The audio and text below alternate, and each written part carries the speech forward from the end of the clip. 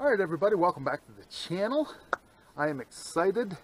Today was a good day because today was the day that I finished the Tupper Lake Triad. Now a lot of you might not think that's a big feat, but for me it was because of my feet. And I explained in one of those videos how my foot injury over the past few years has been a nagging injury, but the boots and the care that I got from the doc, and Doc, if you're watching, good job. It's worked well, no pain at all.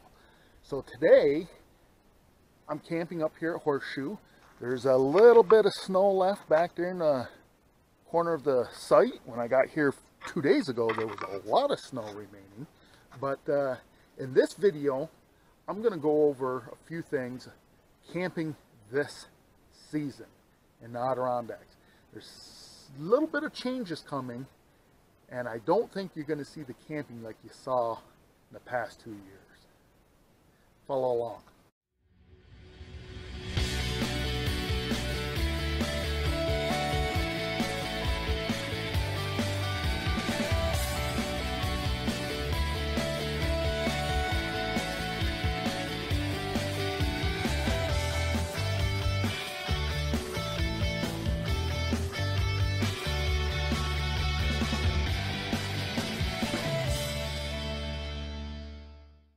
That is my site right there behind me.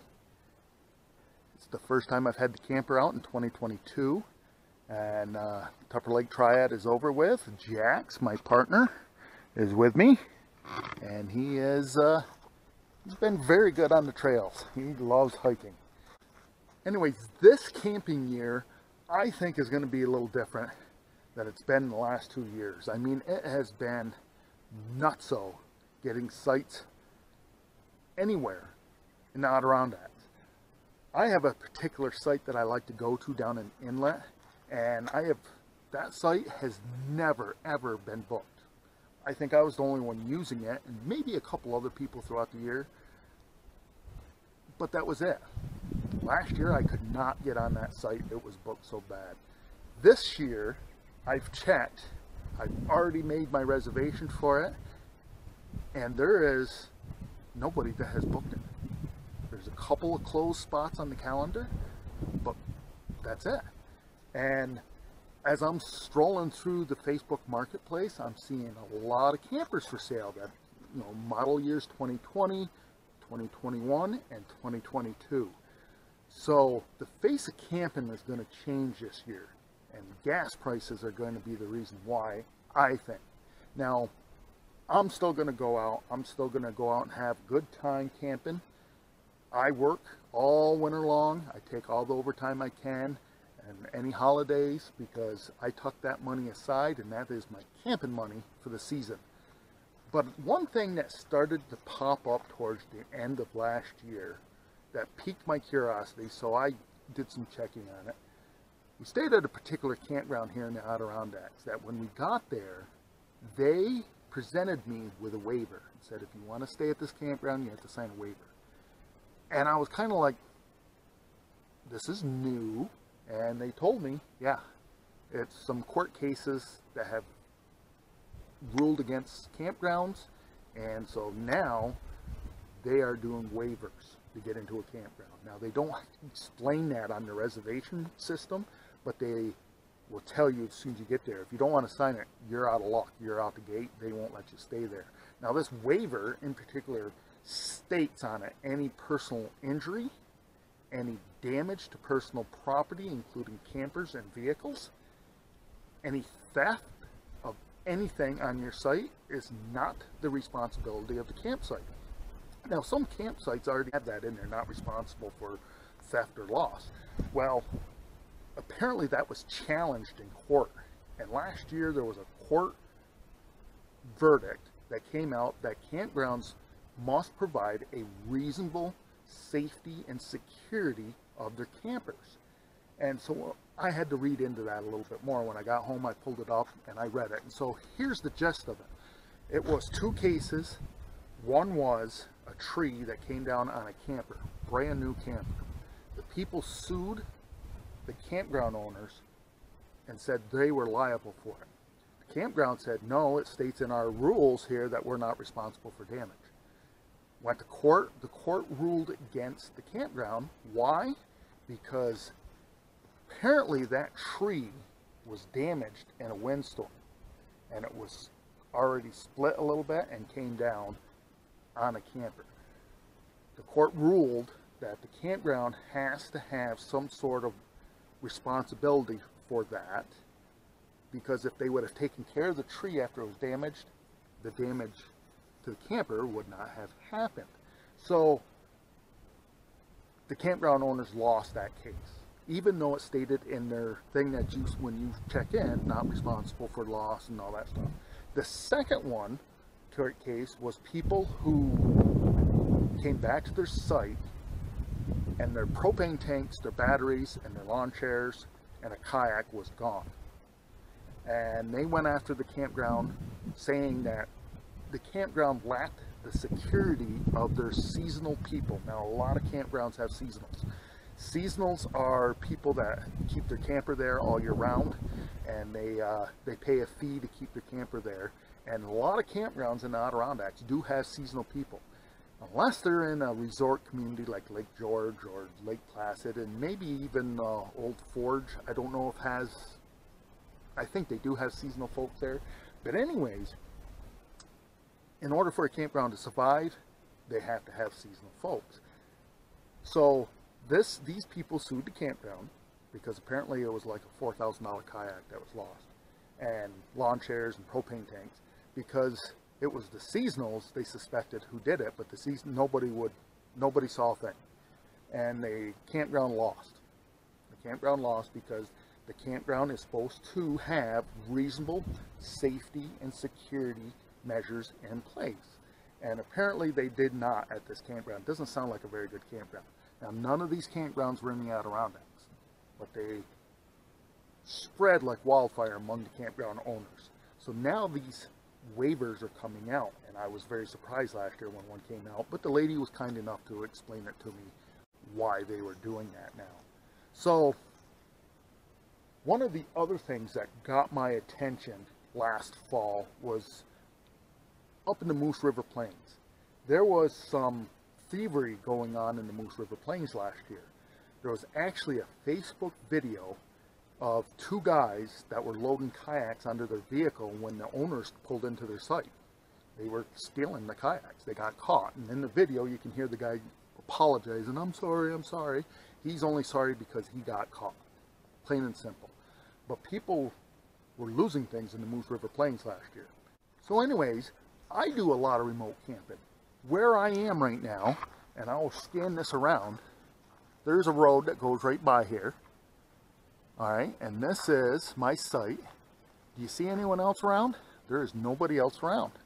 Now, if you've seen my videos in the past, you know that I have cameras up. And I usually have 3 or 4 of them up. I doubled that number this year. I have more cameras, and I found this system, and I'm not going to promote it yet. I found this system where I can put the cameras on the camper, and they're hard to spot if you put them in the right spot, but they're there, and they go right to an SD card in the camper. So far, they have worked all right. I've checked them every day. I've turned them on every day, and they've worked all right. But I've also felt that I better take some extra measures just in case I get hit at one of these sites where I come back and my stuff is gone. So batteries and propane tanks seem to be the most desirable items. And what I have done over the winter, I started looking at how can I lock my batteries up. Because I run off in solar, it would suck to come back one of these times and my batteries be gone. That would really suck. But anyways, I looked for battery boxes over the winter that I could lock up, and they were all $400 to $700. So I decided, well, you know what? For 23 bucks, I can buy a couple of locks and get a length of chain and wrap it around my batteries. Now that chain, it is thick. They better have a good cutter to get through that chain, because when we went to cut that at the hardware store, holy cow, we had a difficult time cutting it. And so I've got to protect my batteries somehow. And then I got to looking at how can I protect my propane tanks. And you know, my fridge runs off in propane. Why? Because I do boondocking 90% of the time. So I ended up finding a locking system, and it was a little pricey. It was 45 bucks to get this thing, but it seems to work very well. I hooked it all on, and you can see right in there, there's the lock for it. And without turning this, you can't loosen the tanks up. You can't get them off without turning that. So that's got it locked right in there. Now, I've always locked up my camper when I leave, and now with the new rack system on my truck, I can take my kayak with me. I don't have to worry about leaving it here at the site, because I used to just stick it in my camper whenever I left, and it works. Kind of a pain in the butt to get in and out of that door all the time, but now I can just take it with me wherever I go with the truck. The only thing that I worry about now is my solar panels. And my solar, you know, I bought this in 2017, still going good. Love it, love it. My batteries, I'm still testing my batteries. Remember the video I put out last year where I had my batteries struggled for a bit? So far they've been good on this trip. And so that's the only thing I can't lock down. I chose to have the portable panels out here because of the, I wanted to be able to move them around, maybe park the rig in shade and be able to move the panels around to get the best sun instead of mounting on the camper. And now with the thievery going on, and I believe this year, because of the high gas prices, I remember I filled in at the sheriff's department back in 2008 on the sheriff's desk, and there was a lot of places back then that had propane tanks stolen. People were coming home from work, and they would have got their propane tank filled up a couple days ago, and their house is cold. They can't figure out why their house is cold. The furnace isn't starting up, so they would call in a repairman, and the repairman would get there on a special service call and say, well, there's no gas, and they would go out and the tank's gone, unhooked and gone. 120 gallon tank gone. And churches that were rural churches up here that have the you know, the 100-pound cylinders, gone. My RV buddy that takes care of my camper, he lost 40 propane tanks. Unbelievable. So the thievery, with the price of gas, the thievery increases. And so that is what I think we're going to battle this year, camping in these remote areas, is some thievery. Now, there's still a lot of good people out there, but there's people that are going to take advantage of certain things. So now, instead of my site having 3 or 4 cameras on it, I now have 8. And yeah, I'm going to get, if somebody, hopefully, I'm going to get them on at least 1 camera if somebody pulls into my site. I've tested them out this trip, and so far everything has worked well. Not only have I seen a lot of campers for sale, I'm looking at a lot of reservation calendars of campgrounds. They aren't full this year. I get on a web page, I get a lot of cancellation notices of campgrounds in Adirondacks, and I'm seeing a lot of cancellations. Now, there was a lot of cancellations last year. People that overbooked, basically. They booked a particular site for 14 days, but they're only going to be there for 4 days. And so I don't know why some people do that, but I know people that do that. Anyways, I think camping is going to be a little bit different this year. I think that the campgrounds aren't going to be as full. I don't think as many people are going to get out camping because of gas prices and the number of rigs that I see for sale right now. Every other day I'm scrolling, I punch in on Facebook Marketplace in my area. This is just my area, and it's one right after another. Campers for sale, pop-ups to fifth wheels, and everything in between, all for sale. And as far as RV prices, if you're looking to get a new RV, I would hold off for a little bit right now, because I think they're going to come down. And the reason why I think that is last fall, there was a camper that I inquired about, and it's a little off-road camper that wherever my truck can go, that camper is going to be able to go too. It's not as big as this guy back here. But anyways, that camper in 2019 was 10 grand for this little off-road camper. And it's this camper right here. I'll put a picture of it right here.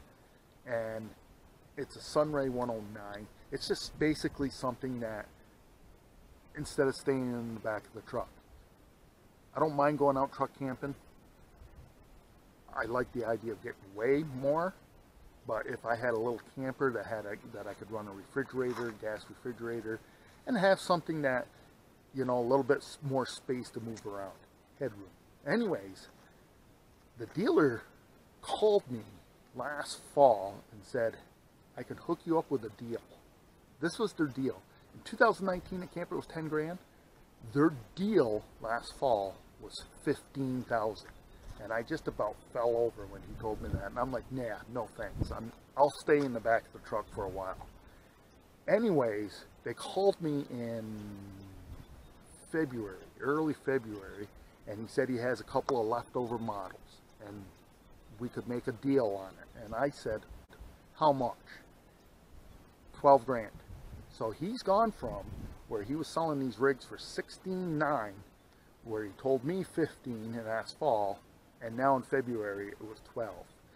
I'm guessing, this is my guess, that by July, maybe August, I'll offer them 10 grand and they might just take it. But we'll see. We'll see. I didn't buy it in 2019 because I didn't have the cash. Well, I didn't want to part with the cash really at that time. I'm not sure I really want to part with the cash now, but just having one of those rigs where I don't like taking this thing back into the Moose River Plains, but that little camper I would. So I think the face of camping is changing. All right, folks, you watched all the way through. Thanks for that. If you liked the video, make sure to give me a thumbs up. If you haven't subscribed, click the subscribe button down below. Continue to follow the adventure. And remember, folks, tomorrow is no guarantee for any one of us. So disconnect from that Wi-Fi, connect to this out here. You won't be disappointed.